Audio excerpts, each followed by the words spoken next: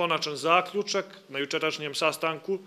donet, da svi koji su bili prisutni doneli su isti zaključak, da neorganizovan dolazak navijača Crvene zvezde ne bi bio bezbedan. Ponavljamo,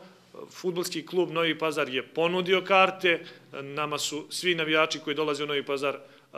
dobrodošli zbog atmosfere na stadionu, isto kao što je bio i slučaj sa drugim ekipama, ali, kažemo, navijači Crvene zvezde nisu mogli da se organizuju u organizaciji fudbalskog kluba Crvena zvezda. Kako vreme odmiče, kako je fudbalski klub Novi Pazar ušao u Superligu, da mi zaista sve manje i manje imamo tih incidenata. Znači, bilo je tu dosta, stvarno veliki broj utakmica koje su bile proglašene za utakmice visokog rizika, ali zahvaljujući merama koje smo mi preduzimali normalno u saradnji sa organizatom, sa navijačima, sa svim učesnicima sportske priredbe, za sada stvarno nisu imali nekih većih problema tokom ove sezone